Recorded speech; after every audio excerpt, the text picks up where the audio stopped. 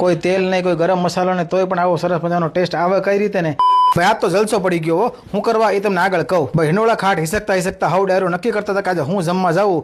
કોઈ કે પીઝા ખાવા, કોઈ કે પંજાબી ખાવું, પણ મારા મમ્મી પપ્પાનો પ્લાનિંગ હાવ નોખો હતો ભાઈ. અને મમ્મી બોલ્યા હો, અને મમ્મી કે એટલે પાણકામાં લીટી ભાઈ. સહી બાત હે.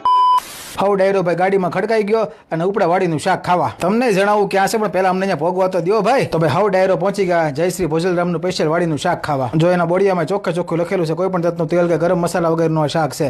ક્યાં વાત કરે? આપણે તો પહેલી વાર ટ્રાય કરીએ છીએ, પણ મારા મમ્મી ને પપ્પાનું આ ફેવરેટ છે ભાઈ. વાડીનું શાક ખાઈ એની પેલા અમારા બૈરાઓએ હિસકા ખાઈ લીધા. પછી મેં એના ઓનરને પૂછ્યું ભાઈ આમાં ગરમ મસાલો તેલ નથી તો આનો ટેસ્ટ કેવો છે? મને કે ન ભાવે તો પૈસા નહીં આપવાના. એટલે આપણને ખબર પડી ગઈ ભાઈ ટેસ્ટમાં કાંઈ નહીં ઘટે. પછી તો ભાઈ હાવ ડાયરો એક ટેબલ ની ફરતે કોરમ ગોળ કુંડાળામાં ગોઠવાઈ ગયા. ભાઈ ઝીણા કાપેલા ટમેટા, ભરેલા મરચા અને દહીં તો ટેબલ ઉપર આવી ગયું હતું, પણ મારી વાલીએ સૌથી પહેલા અટેક કર્યો ભરેલા મરચા ઉપર. હાસુ કહું તો એને ધરતી પર મરચા ખાવા જન્મ લીધો છે ભાઈ. कैसे कैसे लोग रहते हैं यार यहाँ पर। પછી એવો થાળ, જો હાદી ખીચડી, છોકરાના ભાવે એવું ચીઝ કાજુનું શાક, લસણ વાળું સ્પેશિયલ વાડીનું શાક, રજવાડી ખીચડી, પંચરત્ન દાળ, ભાખરી, રોટલા, ખાટી મીઠી કઢી, પાપડ અને મીઠાઈમાં ગુલાબ જામુન. હો ભાઈ કાંઈ ન ઘટે. અને છાશ તો ખરીશ. આમ જોવો તો ખરા જલસો પડી જાય એવું હતું. કોઈ ખોટું થોડું કહેવાય છે. માં બીજા બધા વગડાના વા ઓલા ભાઈ તો બિચારા પીરસતા હતા, પણ મારી માડીએ બધાને ભાઈ છાશ પીરસી દીધી. હો બીજાને જમાડીને પછી જમે ને ઈ માં. મારા પરમભાઈ કે તમારે જે લેવું લઈ લે, બાકી રસગુલ્લાને હાથ નહીં લગાવતા. રસગુલ્લા બધા મારા છે. આ તો ભાઈ બે હાથ વડે ઢાંકી દીધા. બોલો कोई से हाथ नहीं लगाएगा.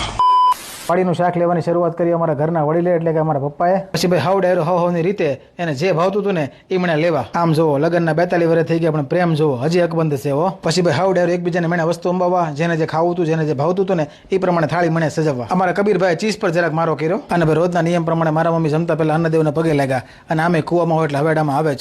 અમે હાવ ડાયરો ભાઈ અન્નદેવતાને પગે લાગ્યા અને આજના ભોજન માટે થઈ અને થેન્ક યુ કીધું. संस्कार. અને પછી ભાઈ હરિહર કર્યું. અને જેવું પહેલું બટકું ભાઈ વાડીને શાકનું મોઢામાં મૂક્યું એટલે વાત જવા જાય એટલી મજા આવી ગઈ. કોઈ તેલ નહીં, કોઈ ગરમ મસાલો નહીં, તોય પણ આવો સરસ મજાનો ટેસ્ટ આવે કઈ રીતે ને એ હજી સુધી મને ખબર ન પડી. મારી વાલી લુખા મરસા ખાય છે ને માથેથી આ તીખી ચટણી નાખે છે. બોલો રામ જાણે પણ એને તીખું લાગતું નહીં હોય.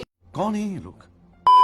શાક એટલું ભાવ્યું એટલે પાછું મંગાવ્યું લસણથી ભરપૂર વાડીનું શાક. એમાં તે ખીચડીની દાળ ને કઢીને મારી વાલી કે આપણને જલસો પડી ગયો. અને અમારા આ ભાઈ પાવને ગુલાબ જાંબુ ખાધા. બોલો અને અમારો આ જય વીરોન બાઘો આવ્યો ને એટલે એની ભેગો ભળી ગયો. બોલો ટેબલ ચેન્જ કરી નાખ્યું.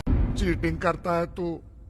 મારા નાના ભાઈ સાસ ઉપર મારો સાલું રાખ્યો. વજન 45 કિલો છે પણ 4 ગ્લાસ છાશ પી ગયો. પછી ઓલો લસતું દઈને છાશ પીતું જાય. બોલો इस सज्जन को क्या तकलीफ है भाई? પ્રેમથી મારા મમ્મીને હું માડી બોલાવું છું એટલે મારી માડીએ વાડીનું શાક ખાતા ખાતા એને ભાવે ખીચડી એટલે ખીચડી લીધી. અને આપણે તો વાડીનું શાક પહેલી વાર ખાધું હતું ને એટલું ભાવ્યું કે વાત જવા જો. આપણે તો વાડીના શાક ઉપર ધ્રમસોટો બોલાઈ નાખો. આજ તો નક્કી કરી નાખ્યું પેટ ને મન બે ધરે ક્યાં સુધી ખાવાનું છે. અમારો આ ભાઈ પાવન રસગુલ્લા ખાઈને કેમ પાડો પાણીમાં પડે એમાં ગાડલામાં પડ્યો. પણ એને મોજ આવી ગયો. તમે હાસો નહીં માનો પણ આની હાટું 8મો ગ્લાસ છાશનો ભરું છું. ખાતા ખાતા પીવે ને છેલ્લે 3 ગ્લાસ અલગથી માંગે. એટલે હાટું છાશ અનલિમિટેડ ન રાખ્યા બધા કોઈ. મારું માડીને પૂછ્યું માડી મજા આવી ગઈ? માડી કે બહુ મજા આવી ગઈ. પપ્પા કે ભાઈ એક નંબર હતું. હાવ ડાયરો જમીન ઉભા થઈ ગયા પણ આપણે હજી અડીખમ ઉભા હતા. આપણે આગળ કીધું એમ પેટ ને મન બે ધરાણ ચા સુધી ખાધું ભાઈ. હા તમે જોઈ શકો છો.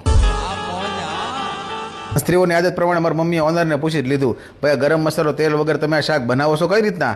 અને ઓનરે બિચારા નિખાલસ એને શાંતિથી બધી રેસીપી સમજાવી દીધી. અને મને ખરેખર નવાઈ લાગી જ્યારે મને ખબર પડી કે ઓનર છે ને અને એનું ફેમિલી એ પોતે જ બધી રસોઈ બનાવે છે, કોઈ કારીગર નથી. ભાઈ સરસ મજાની યાદો લઈને અમારું ટોળું પાછું ઘેર ઉપડ્યું પણ મોજલી આવી ગયો. બાકી તમારે સ્પેશિયલ વાડીનું શાક ખાવું હોય તો પહોંચી જજો જયશ્રી ભોજલરામ સ્પેશિયલ વાડીનું શાક. એડ્રેસના નંબર બધું સ્ક્રીન પર આપેલું છે. ફેમિલી ફ્રેન્ડ સાથે પહોંચી જાઓ. સ્પેશિયલ વાડીનું શાક ખાવા 100% તમને મોજલી આવી જાય એ વાત પાકી. હાલો તો મળી નવા બ્લોગમાં. ત્યાં સુધી હાવ ડાયરે ને રામે રામ.